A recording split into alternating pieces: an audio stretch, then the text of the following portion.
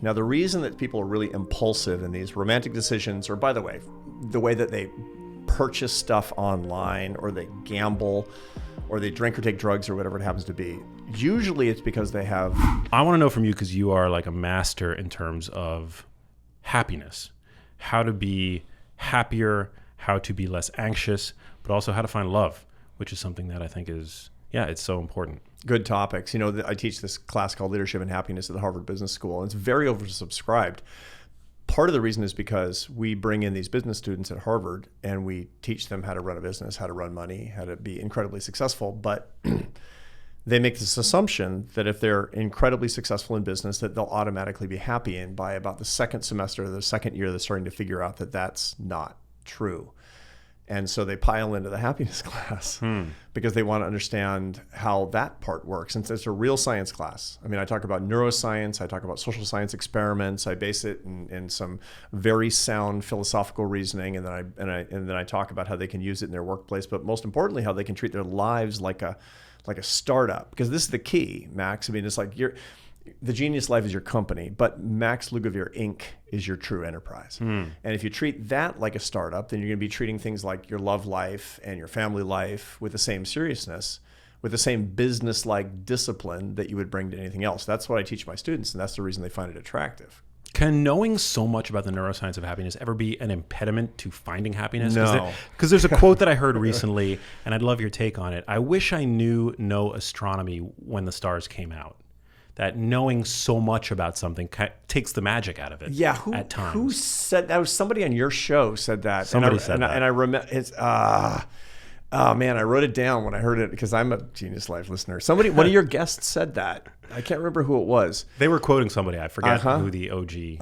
Yeah. Was. But I get that, and I remember thinking that, you know, when I used to be a classical musician, as you know, early on in my career. I made the first 12 years of my life from 19 until I was 31. I made my living as a classical French horn player, a lot of it in the Barcelona Symphony. And I remember people would say, "Does knowing all this about classical music take the joy out of it?" It's like, no, it makes it better. It makes it better. It makes it more beautiful, because when you understand what Bach was trying to do, it just is that much more mind-blowing when you understand how a fugue works and the density of his genius and how that actually works. So I bet you that Carl Sagan loved the stars even more because he knew all his astronomy. And the truth is, I am so much happier since I started studying happiness. The reason I started studying it because I wanted to know it, because I'm not naturally a very happy person. And I thought, okay, you can do therapy. Okay, good. You can do meditation. Fantastic. But what will knowledge bring you? And the answer is the same thing that knowledge brings you, as opposed to just going into the gym and just clanking around to the weights. When you understand how to train right and get your diet on point, you get miraculous amounts of progress. And the same thing is true when you understand how your happiness works and how it doesn't work, and how your instincts are wrong, and how Mother Nature doesn't care, and how you got to do some things differently. And once you do, it happens. Damn, I love it. Yeah. Well, I'm convinced, so I want to know as much as I possibly can about happiness, and I've got the right man for the job here in studio. You talk about, in your new book, the 4 pillars of happiness. Yeah, so happiness is something that you build in your life, and you can build it yourself, but you have to know what you're doing. And we talked about the gym as a metaphor a minute ago. The same thing is true in any construction project. If you just go out there with a hammer and some nails and some lumber and do your best, it's not going to be a very good house. So you need to lay a foundation. The foundation of a happier life has everything to do with emotional self-management. The biggest barrier that most people have against their happiness is they're managed by their own emotions. And just kind of hoping that tomorrow will be a better day. I hope I feel happier tomorrow. That's just the wrong way of thinking about it. You need to learn how your emotions work scientifically, and then learn what you need to do, what you can do in order to manage your emotions. Wow, so the inverse. Exactly. And then once you've got that, then on that foundation, you start building the house itself of happiness. And the happiness house is built on 4 basic parts, has 4 basic parts to it. I could torture the metaphor and say some are windows and some are, supporting. No. But the 4 basic parts of it are your family life, your friendships, your work, and your spiritual journey, or your metaphysical journey if you're not religious, whatever it happens to be, something that's bigger and more philosophical than you. Now, the apex of both a family life and your friendship is your romantic life, because your romances, your romantic relationships, your spouse and is both family and friends. And so that's the place where those two things interact or intersect. Yeah, for sure. So those are the four things to keep in mind. And people who are the happiest possible people, they've got their emotional stability on point in the same way that you know, like your diet is on point. You know how it feels when your diet is on point. You know when your emotional life is on point. Doesn't mean everything's great every day. It doesn't mean that bad things don't happen to you, but you actually know how to manage yourself. And on top of that, you're paying most of your time paying attention to your faith, family, friends, and work that serves other people. And that's really what this new book is about. Yeah, it's amazing. So your romantic partner kind of walks this tightrope between those two categories, the two pillars of friendship and family. Yeah, friendship and family. Exactly right. How do we find the right partner? So not the way that we're doing it currently. Is the bottom line. It's hard out there, man. It's hard, I know, and it's not like I know personally. I've been married for 32 years, and all I can say is thank God I'm not. I mean, dating now, because in the 80s it was a completely different ball of wax. It was a completely different business. Most of the reason is because people met each other in a more normal human way. We've stripped out the humanity from it by reducing people to data and compatibility characteristics, which has everything to do with the way that people meet online. And meeting online is an exercise in frustration for most people. You see the data show that people are lonelier than they've ever been, and they're struggling more with their dating lives the more they are online. Oof. Now, a lot of people meet their spouses online, but a lot of people are actually not dating compared to what they would have been doing 30 or 40 years ago. Yeah. You'd think that it'd make everything easier and everybody's dating all the time. It's not true, as it turns out. And there's a reason for that.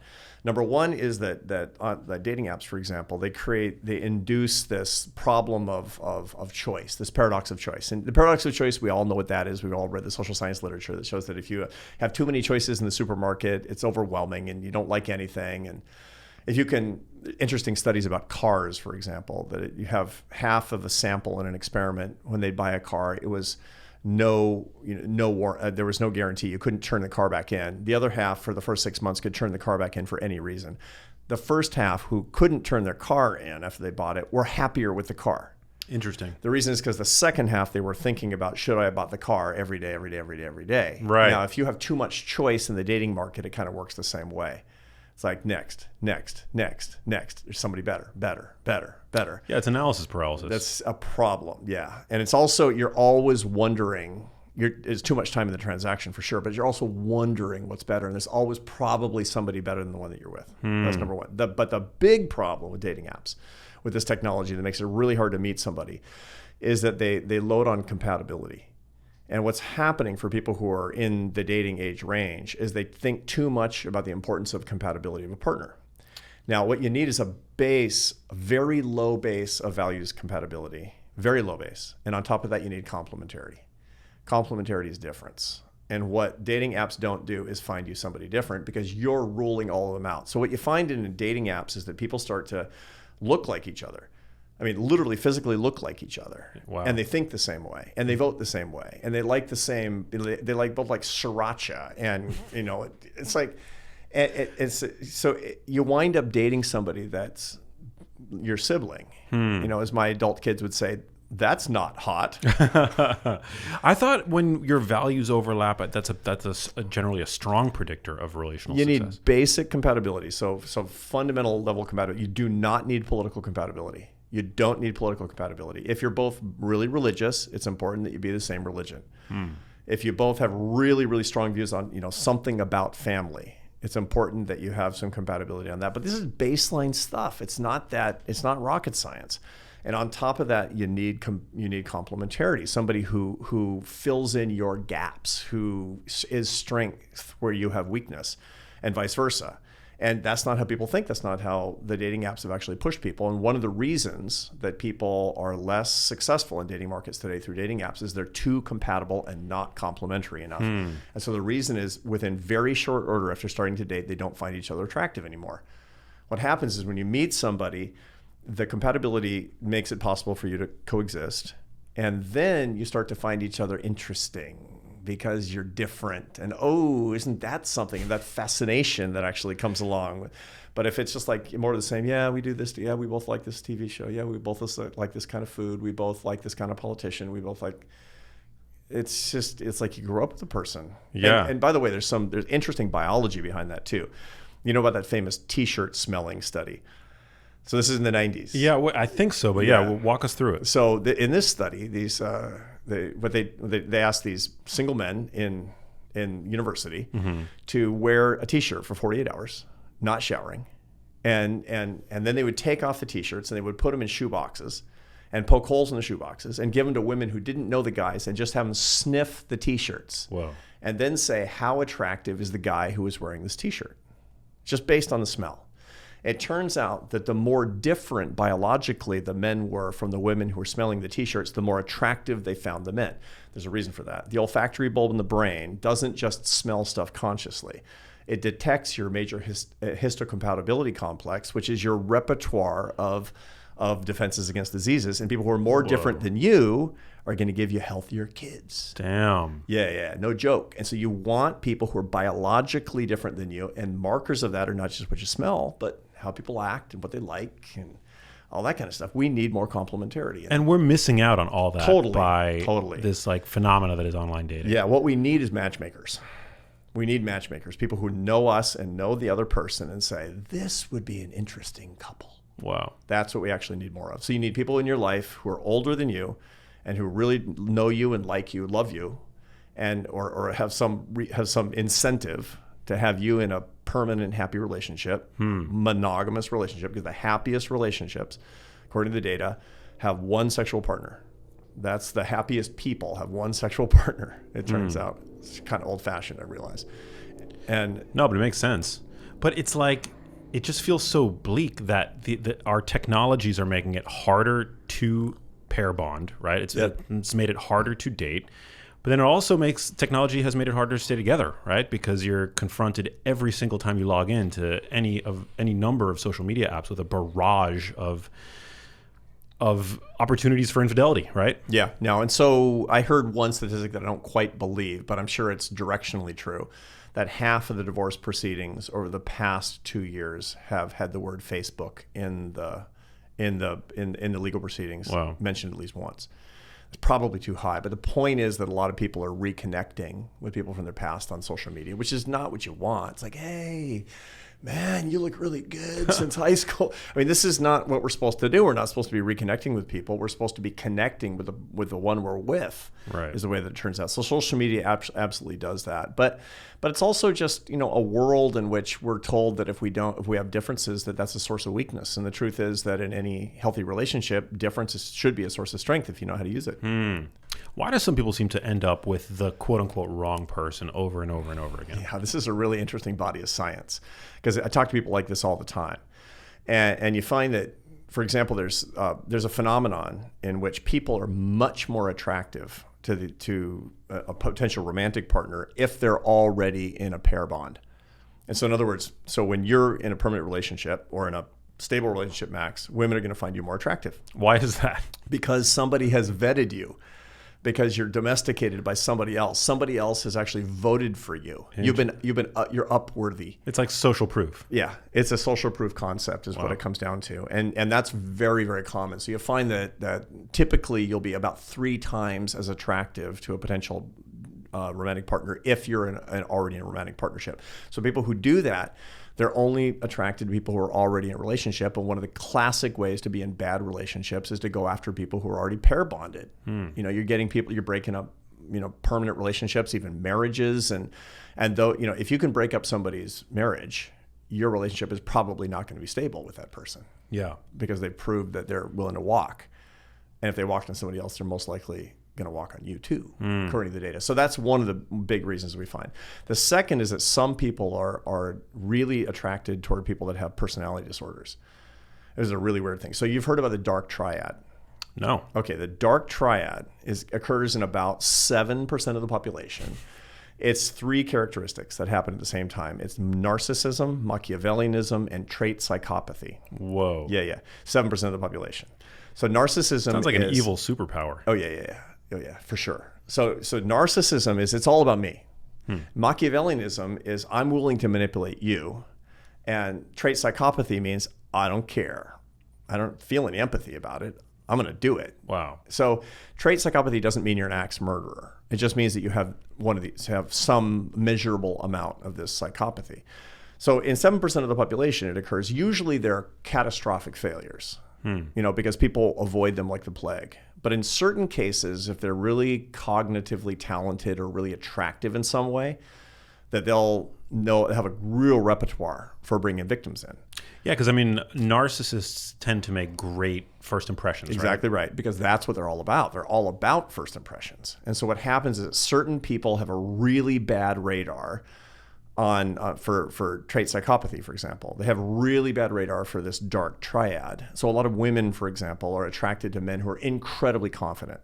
Men who are too confident at the very beginning of a relationship, they're disproportionately likely to have dark triad personality characteristics. And there's never been relatively, or at least almost never been a successful relationship with a dark triad. Yeah, wow. I mean, some people, some psychologists, they tend to think there's a dark tetrad, which is the fourth characteristic, which is sadism.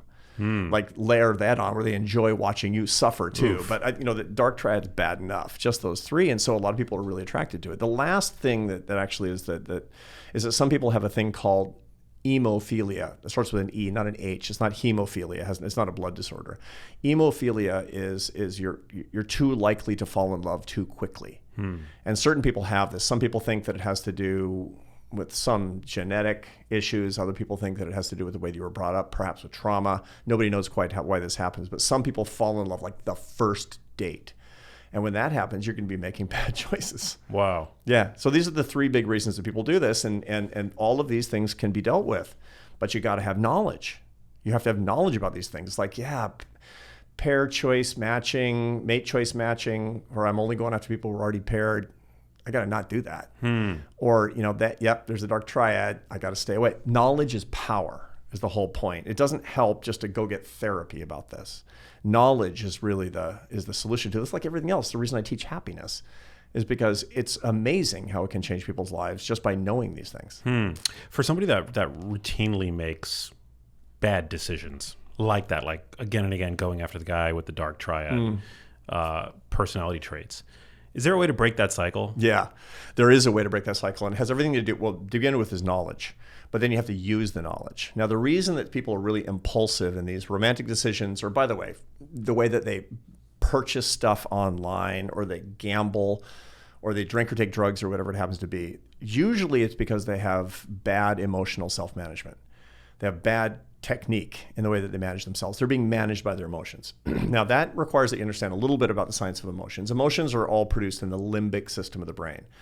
This has evolved over a 40 million year period. This is a really ancient system. It has one job, which is to take outside stimuli, it's how things smell, how things look, and turn them into emotions so that you know how to react. They keep you alive, especially negative emotions. They're really important for keeping you alive. So fear, anger, disgust, sadness, these things are evolved so you don't die on the savannah during the Pleistocene. And that's why we have like a bias for negativity, right? Totally. Because these things, it's somebody's smile is nice to see, but somebody's frown, ignore that, you might die. And so that's why negative emotions are so critical for your safety. Okay, so emotions are both negative and positive. They're basically 6 emotions. The positive emotions are joy and interest. So people, they love The Genius Life. It's a super interesting show. It gives them pleasure to learn the stuff on this show. That's a basic positive emotion. The negative emotions are disgust, which is aversion to a pathogen, anger, fear, and sadness. Sadness usually comes from being dislocated from somebody that you love. So grief, because you don't want to be separated from your kin. So it all kind of makes sense. These emotions will flood into you, and you're supposed to learn how to react. Now, they come from a very inner part of your brain, the limbic system. It's not on the outside. It's not the wrinkly neocortex of your brain. It's not where this stuff is happening. But it will send signals to your prefrontal cortex, which is the tissue right behind your forehead, the most evolved human part of your brain. It takes a while, a few seconds. But then you make a decision on how to use this information. People who are super reactive and impulsive, we would say that they're limbic. Interesting. Because they're not actually waiting for their for their prefrontal cortex to catch up to the limbic system. So people who yell, like have a really bad temper and yell and then have to apologize, it's because they're not letting their prefrontal cortex catch up to the limbic system. The way to temper all of these bad influences, to stop making these bad decisions, to make better decisions and be less reactive, is to always put time between what you feel and what you do.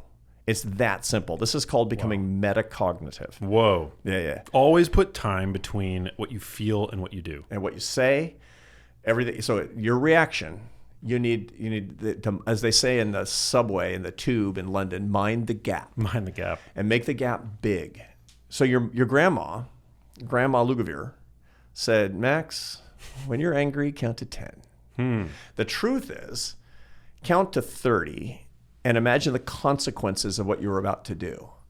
That turns out to be the right amount of time. 30 seconds and imagining the consequences is the ideal state of metacognition that will put you on a different path. Wow. That's how it works. But there's other ways to do it. I mean, good therapy is a metacognitive exercise. It's you're getting a PhD in Maxness if you see a therapist. If you're doing meditation, you should be thinking, Max is feeling sad right now. What's that all? That's your prefrontal cortex dealing with your limbic system. Yeah. I do it with prayer, and I'm having a conversation with God about my feelings. Why? Because I want my prefrontal cortex to be in charge. I want my manager to be in charge of the workers. What does prayer look like for you? I have a whole prayer protocol. So I go to mass every morning. Every morning. Yeah. I mean, not today because I left at 4:00 this morning from Boston, so I can come see Max and do his show.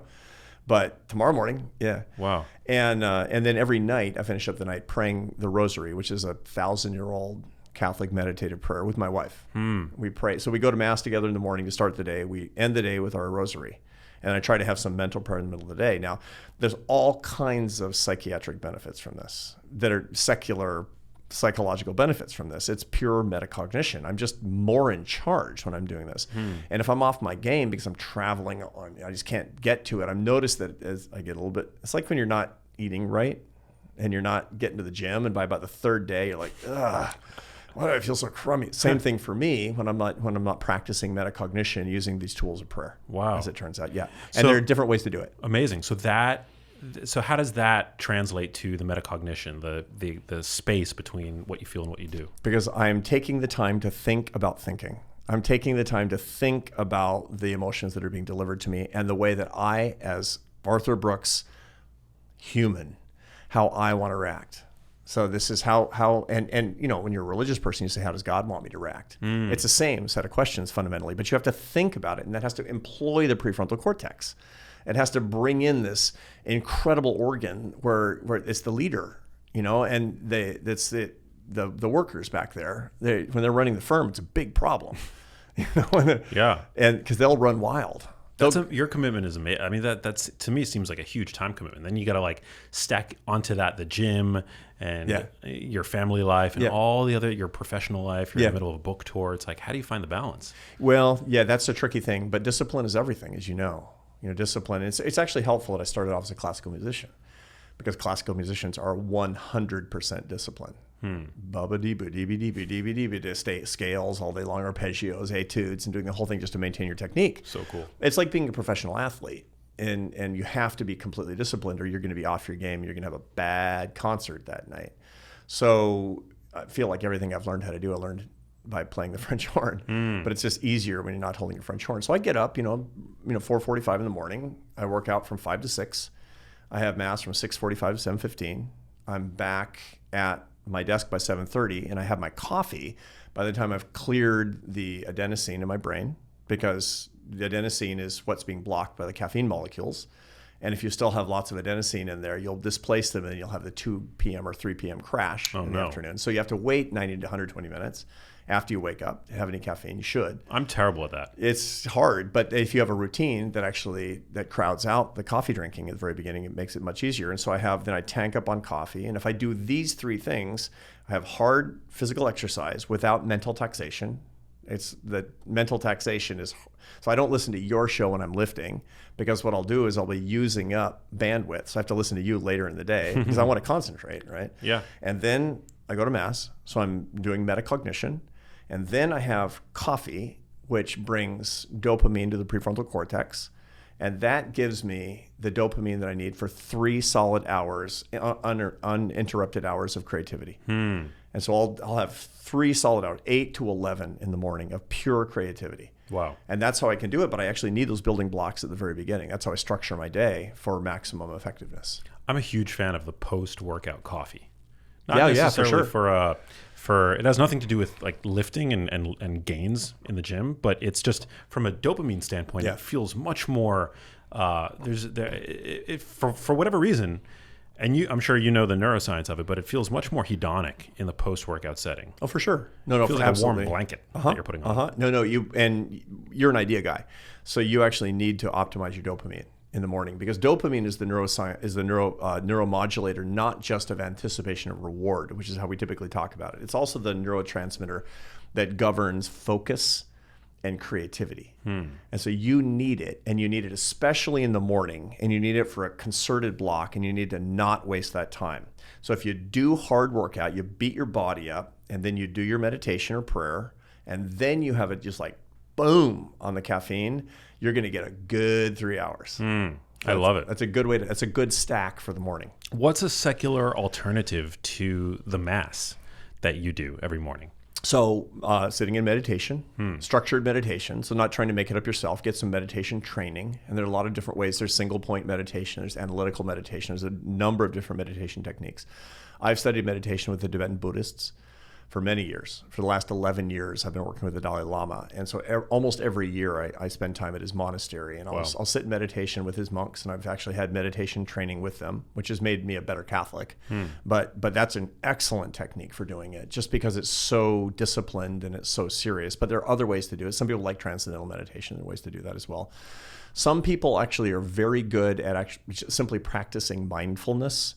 And there are all kinds of, and not just meditation, but there's all kinds of mindfulness practices that you can engage in. Some of them are more religious, some of them more just common sense. I have a colleague named Ellen Langer at Harvard in the psychology department, and she does work on simply, in a concerted way, paying attention to your outside, on what's outside you. So one of the ways people can do that, to practice mindfulness meditation that's not sitting in meditation, is I recommend leaving for a 1 hour walk before dawn with no devices, and making sure that you can smell the outside, and you can see the outside, and the sun is going to be coming up, and you'll be hearing the birds, and you'll be paying attention. Pay attention for that hour. And by the way, it's 10,000 to get your 10,000 steps in, which is kind of a good thing to do too. Yeah. But you get back and you're in the zone, man. And you will have been extremely metacognitive, because you're so attuned to what the world is going on outside you. You will be also attuned to what's going on inside you as well. You're not distracting yourself. I love an early morning walk. Oh yeah, it's the best. It is the best. The best. Why does it feel so great? It feels so different. Just getting out, getting a few steps in, like in that early morning window, as opposed to later in the afternoon. It's just a fundamentally different experience. Yeah. Well, part of it is just first thing in the morning. Things feel different to you, right? I mean, you notice that you have a different kind of workout. If you lift from 5 to 6, it's different in the morning than 5 to 6 in the afternoon. Yeah. And you might not be as strong, but you're more inspired in a particular way. And it's interesting. So all the literature on habits and habit formation shows that when you're trying to change your habits, always do the habit changes in the first 8 hours of your day. Interesting. Because you simply don't have the willpower in the second 8 hours of your day. In the third 8 hours of your day, I hope you're in bed. So if you get up at 5, for example, you should, usually in the morning is better to change your routine, but between 5 in the morning and 1 in the afternoon. I wonder why. Because you actually have the willpower, you've got the stamina, you've got the focus, you've got the dopamine stores. I wonder if there's like a diurnal aspect to neuroplasticity. Like if your brain is just more plastic in the morning hours. Well, your brain is more plastic when it has more dopamine in it. You're actually better able to do things, to do different things. When you have more dopamine, you have more dopamine earlier in the day. Wow. Typically. Yeah. Yeah. So great. Yeah. I woke up this morning at like 4:30. It was pre-dawn. Yeah. And I thought to myself, it's way too early to be up, and I went back to bed. And I got up at 9. Man, I think I texted you this morning as I was leaving the Boston airport at 6:30 or something my time. No wonder it was 3:30 in the morning your time. Yeah, I love an early morning. I'm realizing more and more, especially as I get older, that I am there is a part of me that is very much a morning guy that enjoys that whole carpe diem, early bird catches the worm thing. But I don't like to interfere with sleep. And sometimes when I feel like I need 9 hours of sleep, I let myself have it. Yeah, no, it's an interesting thing. Some people can do that. Other people who are sensitive sleepers and have real trouble with their sleep. I have real trouble with my sleep. My dad did, my grandfather did. And so the result is that if I get out of the rhythm by sleeping in, it induces jet lag to me. So it induces the same effect by messing up my circadian rhythm. So if I'm real tired and I get to bed late and I sleep in until 9 or 8 or something in the morning, I just won't go to sleep the next night, and it'll take more days. And the older you get, the harder it gets too. Wow. So I'm a really bad sleeper. So the weakest part of my discipline is actually sleep. So I have to be as careful about it. And then again, I'm going back and forth. I'm changing time zones every week. Yeah. Well, what have you found? I mean, as a scientist, ways to improve your sleep?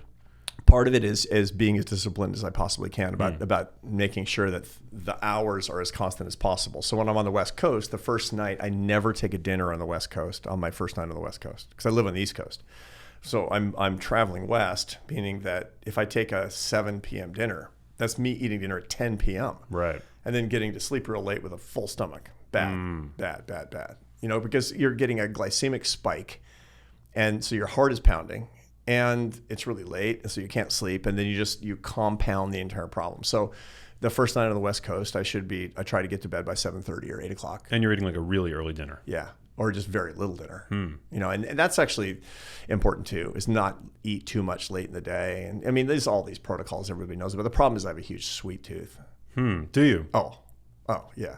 What are your favorite indulgences? Oh, name the sweet thing. I'll just eat sugar cubes like a horse. Interesting. Candy corn. Well, it's funny because you run candy. really lean. Like you're super, super lean. Yeah, thank God. Are you an ectomorph? Is that like your natural body type? Yeah, I mean, I was real thin when I was a kid, and it's always a struggle to keep muscle mass for me because it'll strip off if I'm not consistent. I'll lose muscle mass. The other thing is that also when you're thin, you have to be even more careful about your diet because you'll get a gut, and a thin guy with a gut is like the worst thing ever. It's like skinny fat. Yeah, for sure. And I want to be able to take off my shirt and have my wife not cringe. No, you look good, bro.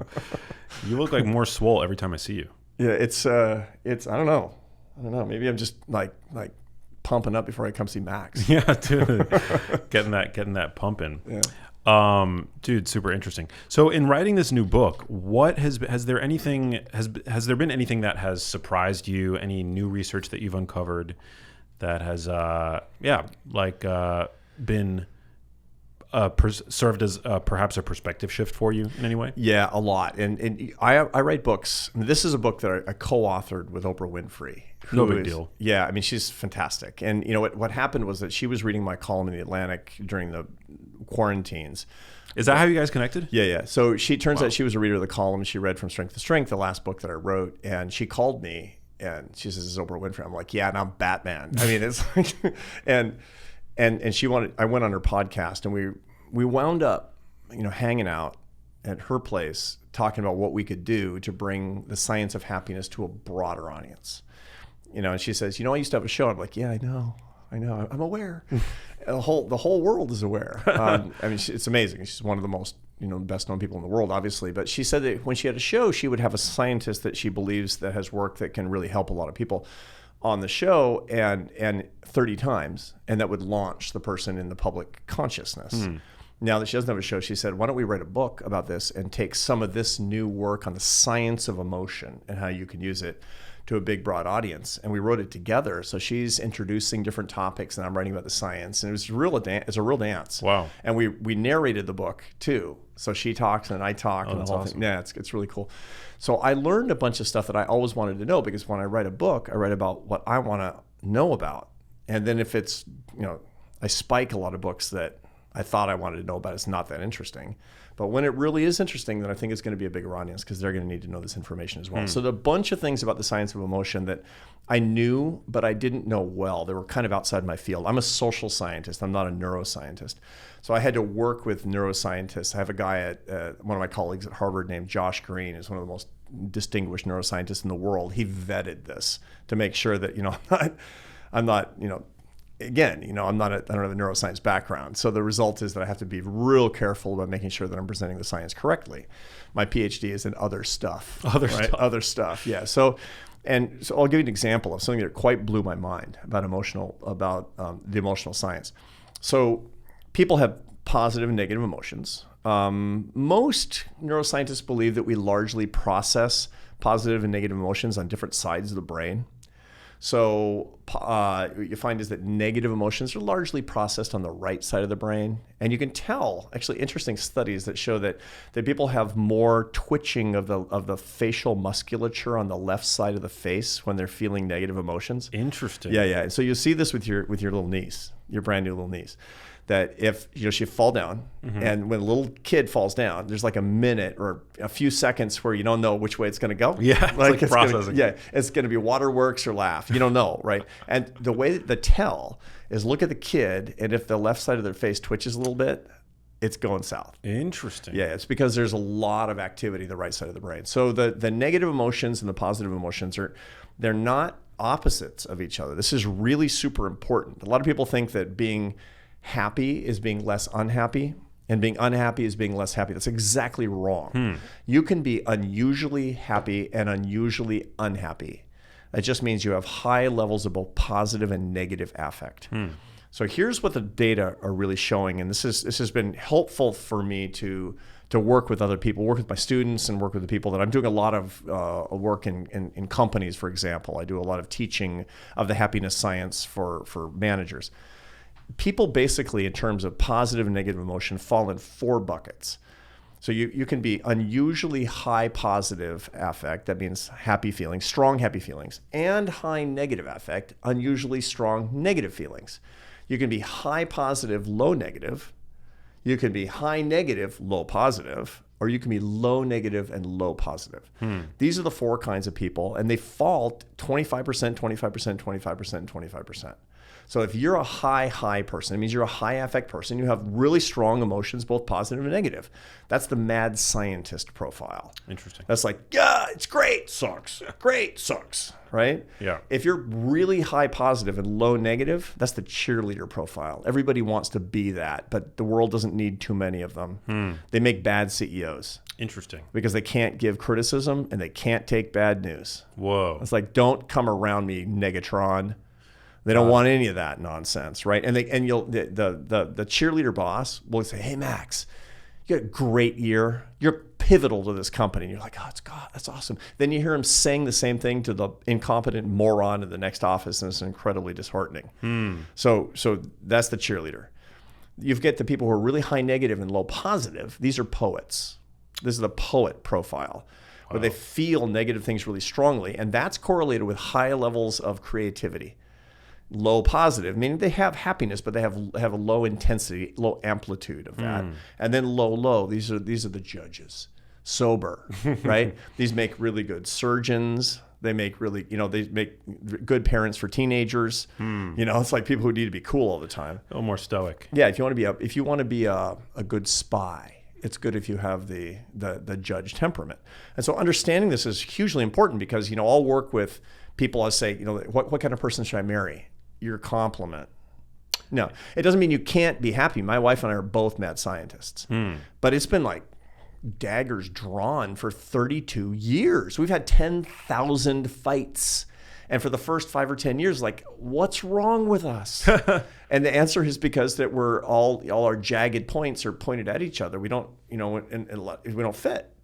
Right? And so we have to work at that, and understanding that is really critically important. But you find that a judge... Are you talking about you and your wife? Yeah, for sure. Interesting. Yeah, for sure. She's Spanish. So, fighting is like, it's communication in Spain. Is knock down, drag out, yelling fights. It's just how we communicate. Well, I want to hear more about that because I think people have this misconception that the perfect relationship, there's no fighting in the perfect relationship. No, that's completely wrong. Is it? It's completely wrong. Every relationship has fighting.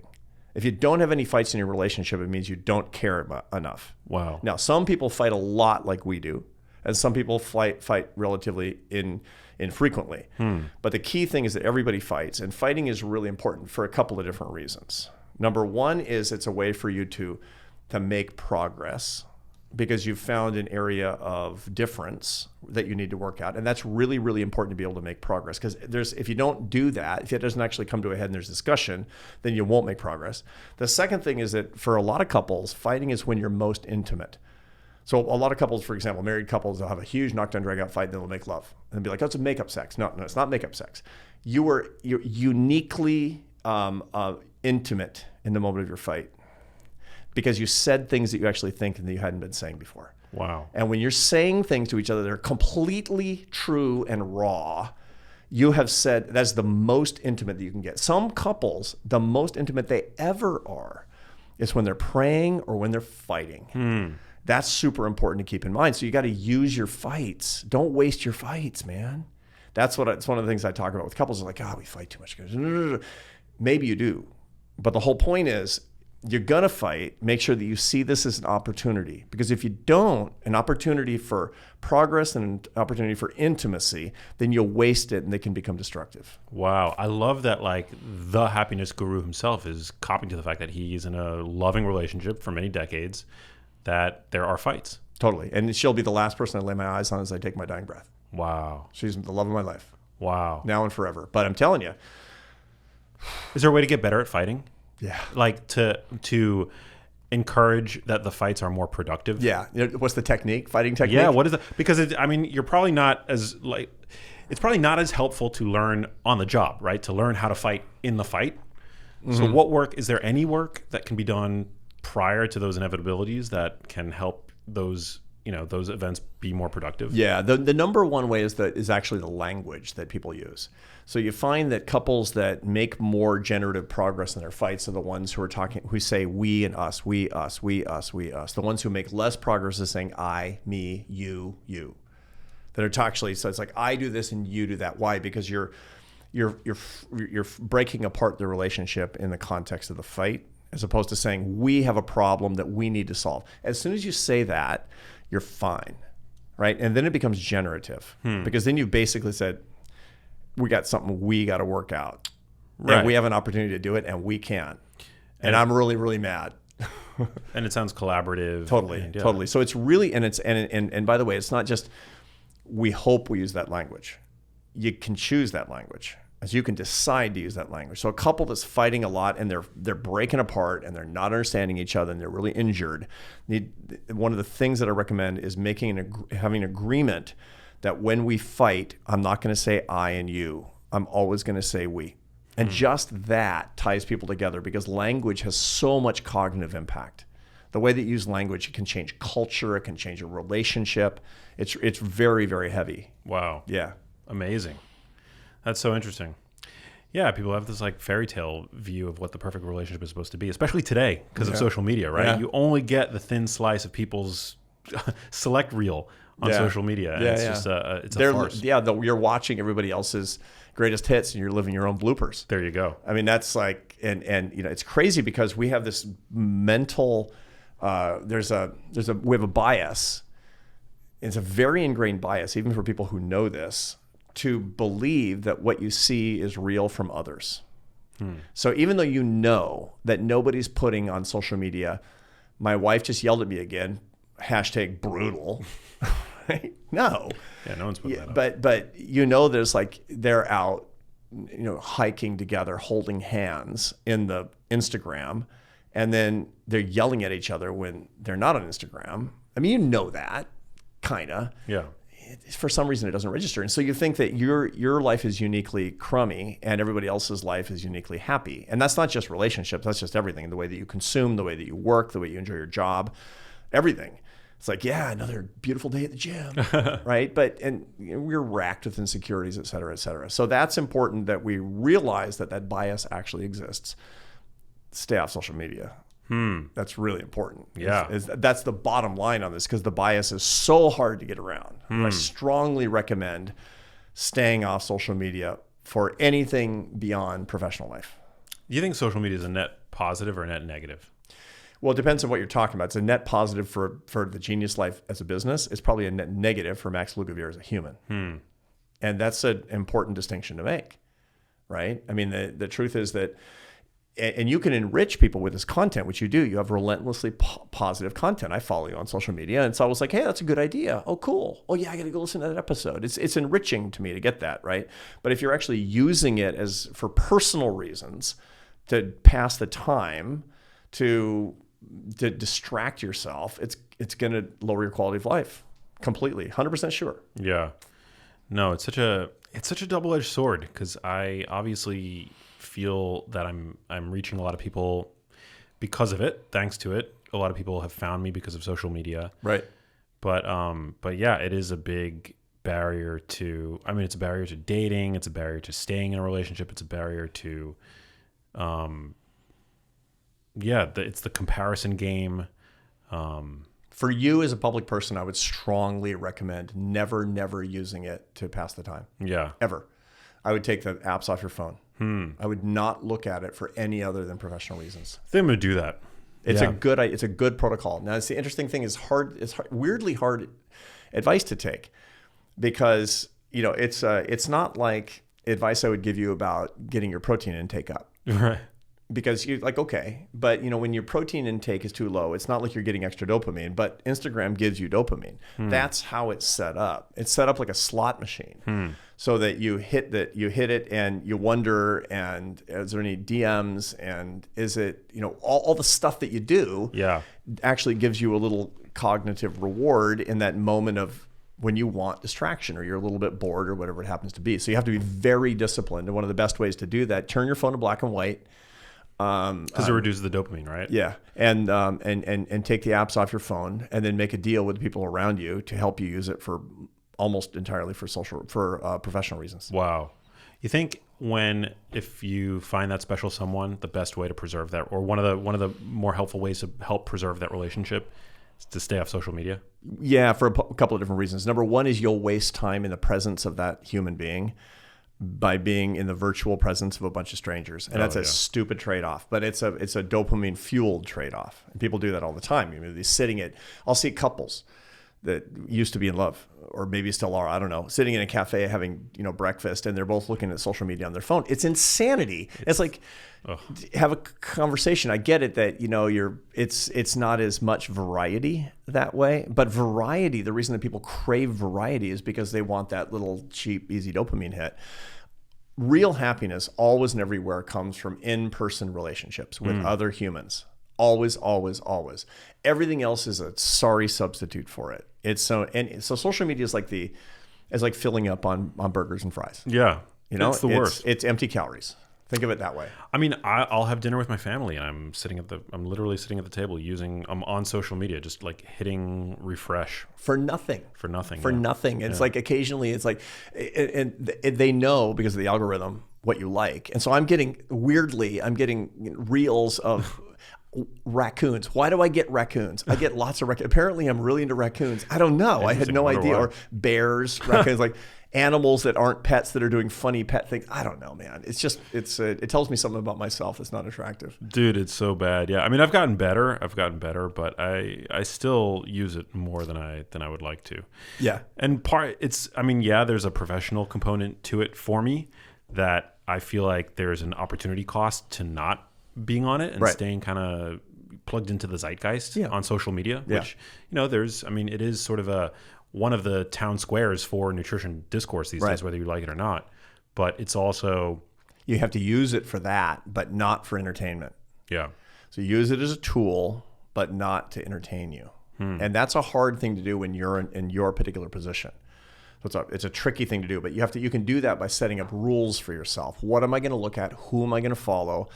under what circumstances am I going to look at it so I can stay up to date? I'm going to put some personal stuff on there because, I'm interacting with people and they expect that. I want to make sure I'm going to see what, Brooks is writing about happiness, and, our buddy Sal DiStefano is writing about, it's like whatever he's writing the about. people that you and I follow for sure. But that's within particular boundaries for a particular reason. You don't take the phone into the bathroom. No. And I definitely don't follow I guess as like a single, guy in the prime of his life, it would be expected. I'm the perfect archetype to follow a bunch of Instagram models. Right. I don't follow any. Yeah. I follow a grand total of 0 Instagram models because I think that's one of the worst things for mental health. For sure. And by the way, you're following enormously, incredibly unhappy people. So it's, 100%. I knew somebody who did that. I don't even look at, my Explore page. Yeah.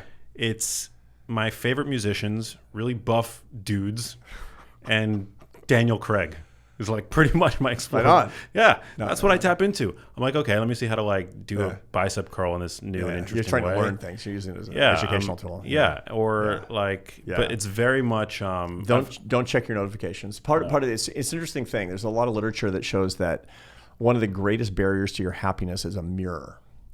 So a physical mirror. And our lives have more and more mirrors in them, as it turns out. We're looking at ourselves. But social media is a set of mirrors that takes it to a new level. You're right. And so the more that you can be observing the world as opposed to observing yourself, the happier person you're going to be. That's called the I self versus the me self. The I self is outward looking.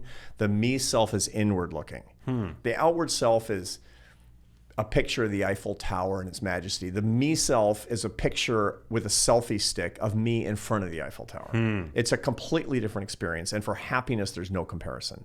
So the more that you can take mirrors out of your life, the better. And this is, somebody who is actually a social media model, a fitness influencer, somebody I know, I've worked with. He said that he was so miserable. I mean, he was like sub 5 body fat all year round, and which is going to make you miserable because you know what? It's hard to maintain. It's hard to maintain, but it's also not healthy, right? And which is not good. But you're doing it because of how it looks, because of social media, because of the mirrors is what it comes down to. He's miserable. 10 years of this, and he's like, finally he figured out on his own. I don't know how he did this without a coach, but he basically figured out that he needed to stop looking at himself. So he got rid of all social media. He literally took every mirror out of his house, and he showered in the dark for a year. Wow. He completely changed his life. It's kind of extreme, but he's kind of a monk in this way. I admire it. Yeah. I admire it. But that's the key thing is I self versus me self, and stay in the I self, observing and enjoying the world as much as possible without injecting yourself into it. I love that. What about, I feel like one of the big emotions that people feel on social media is jealousy. Yeah. The Envy. J word. Envy. Yeah. How do we beat back that emotion? That's a really uncomfortable place to be. Yeah. Envy actually has two. There's kind of a benign envy, and there's a malign or malignant envy or malicious envy. And they have two different relationships to the way that we feel about the world. Benign envy is where we envy what somebody has that we admire. And so like an astronaut or, somebody that who's done amazing things, and you're like, I just envy that, but you don't feel any malicious attitude. You don't feel better if something bad happens to them. Malicious envy is somebody who has something that you would really like and they don't really deserve it. And that's a much more dangerous attitude, because what that does is it lowers your happiness. Envy is one of the things that lowers happiness the most. Yeah. Both forms? Yeah. Well, no, both forms actually do lower happiness, but malicious envy much more. Wow. And it's much more dangerous because it actually brings on hostility.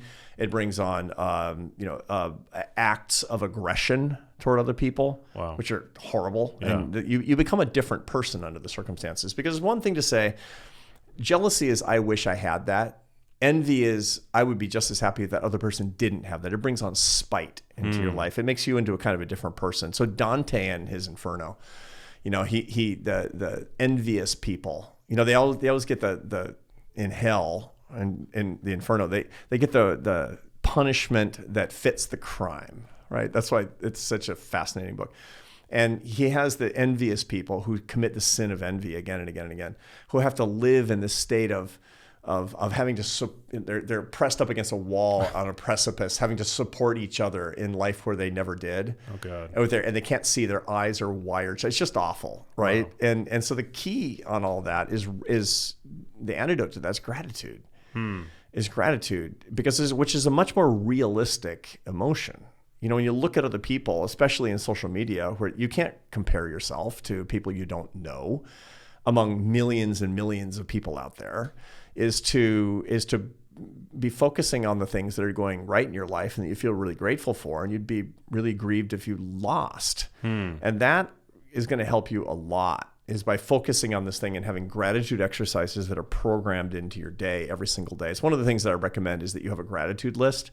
Things that you're constantly updating, you're looking at a little bit every single day. You're giving thanks for these particular things. It's the envy killer. It's really what it comes down to. No, that's amazing, because I was thinking about this recently. Like, I saw me and my brother who has this baby.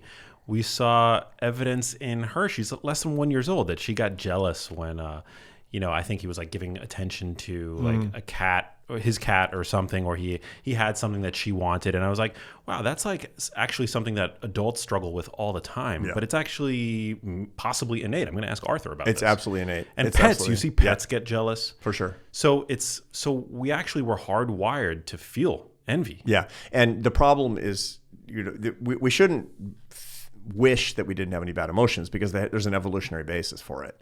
There's an evolutionary basis for your anger and your sadness, and there's all kinds of reasons for it. And you die without these things, to be sure.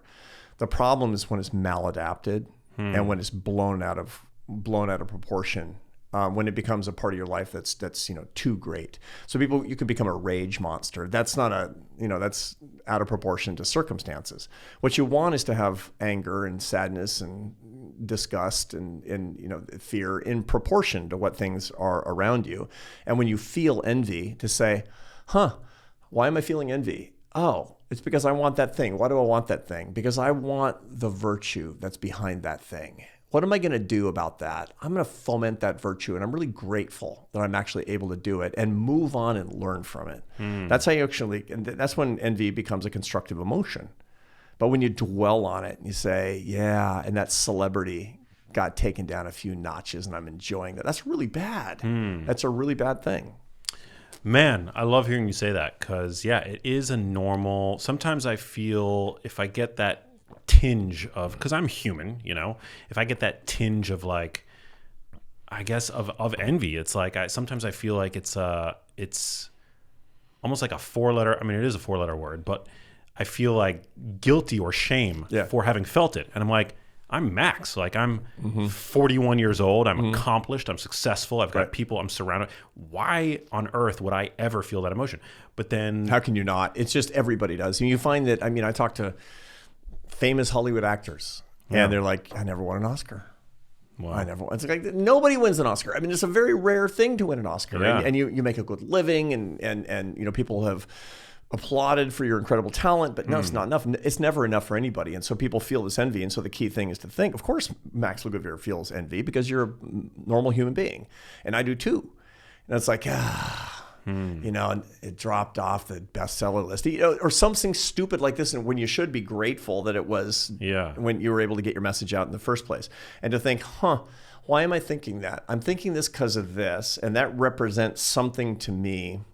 So that represents the person that I want to be, and I'm objectifying myself by the New York Times bestseller list, or the number of people who downloaded my podcast this week, or whatever happens to be, some dumb metric. Wow. I've measured my self-worth in terms of somebody else's accomplishment, which I shouldn't do. That's an interesting thing that I just did. What can I learn about myself from that, and move on? And that turns out to be metacognition. The envy came out of your limbic system. The reaction came out of your prefrontal cortex. Wow. So gratitude. Yeah. It's the antidote. It's the antimatter to envy. It's super important, because, again, I mean, reasoning is how you can learn from it, to be sure. But to neutralize envy, to neutralize social comparison, to neutralize resentment toward other people, to neutralize pessimism, you're grateful, which is more realistic. I mean, optimism is way more realistic than pessimism. You know, the worst case scenario, this thing could happen. Wouldn't it be horrible? This thing happened, or whatever happens to be. You can say, no, most likely things are going to be okay, because they generally are.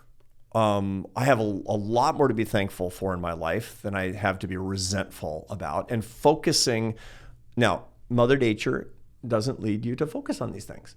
Mother Nature wants you to focus on the bad, because that's more likely to keep you alive. But that's maladapted. You know, you're not going to walk the frozen tundra and die alone. It's Twitter or whatever. And so being cognizant of how our circumstances have maladapted our emotional lives and taking appropriate action, one of the best ways to do that is to be grateful on purpose. Wow. And that really is, I mean, that's the premise of your new book, right? That's right. It's like it's like being in charge of your emotions. You should manage your emotions so they don't manage you. Is Yeah. what it comes down to, for sure. And then it's just, basically when people understand that for the first time, it sets them free. That I can do that? Yeah. Yeah, absolutely. You just got to practice. I love it. Yeah. It's been life-changing for me. Damn. It's so great, man. Yeah. I always love getting a chat with you. Yeah, me too. Yeah. Me too. I always learn a ton. Yeah. I learn from you every week. Thank you, brother. You only learn from you once a year.